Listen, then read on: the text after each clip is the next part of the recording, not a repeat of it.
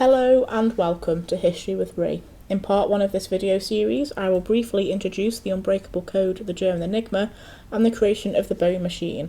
Join me as I take you through Britain's best kept secret of the Second World War, Bletchley Park.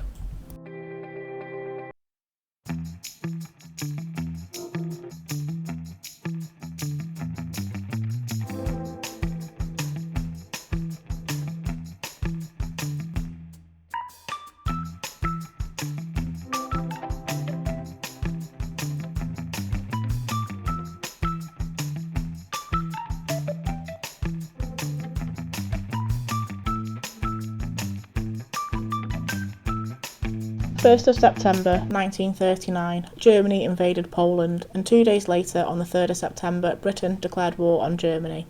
However, work at Bletchley Park began in 1938 during pre-war preparations when the Government Code and Cipher School, GC and CS, now known as GCHQ, relocated here.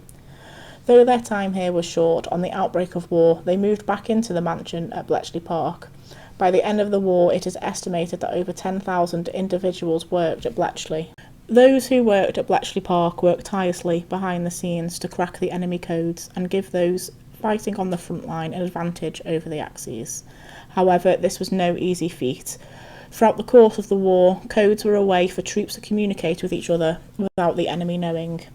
These codes could contain map coordinates or even an order from higher command to advance to a certain area and the enemy wouldn't know. One of the most difficult codes to break during the Second World War was the German Enigma, invented by Arthur Scherbius shortly after the First World War. The Germans believed that this form of code was unbreakable due to its complexity and 159 quintillion possible combinations. The Enigma machine looked like a standard typewriter, however, on closer inspection it was far from ordinary. The standard models of the machine contained 3 wheels, and in February 1942 the naval Enigma would have 4. Enigma machines also contained keys that looked like those on a typewriter. Above this was a light board, which also resembled letters on a typewriter, and at the bottom of the machine there was a plug board. So how did this work? I am no code breaker, but from my understanding, when a person starts to produce a message, they will type it on the keyboard, which then gets translated into the plug board, which then switches the letters around. Next, the rotors will change the letter output and then sends the signal back. After each letter is typed, the first rotor moves, and on the 26th letter, the second rotor begins to change, and so forth, meaning that double letters are rare on an Enigma machine.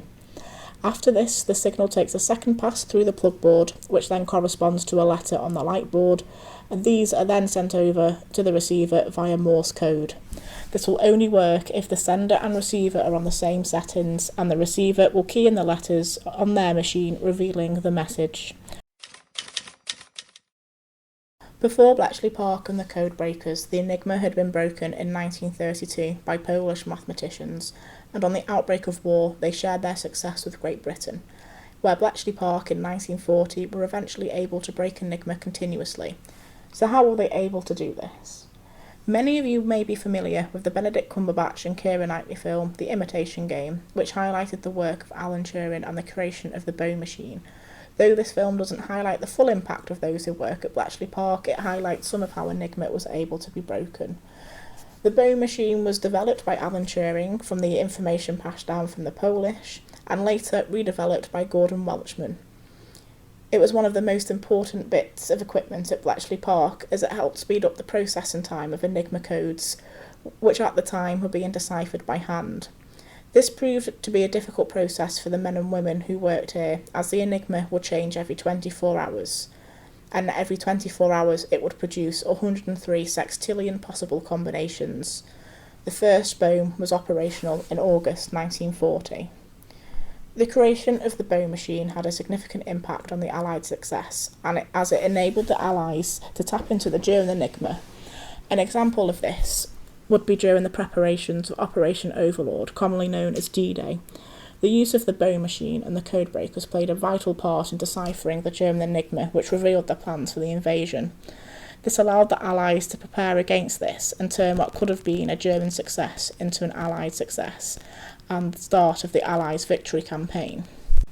Join me in part 2 of the short series of Bletchley Park, where we will delve into the role of the codebreakers and further afield at Y stations, and the sort of things they would have been doing to help secure an Allied victory.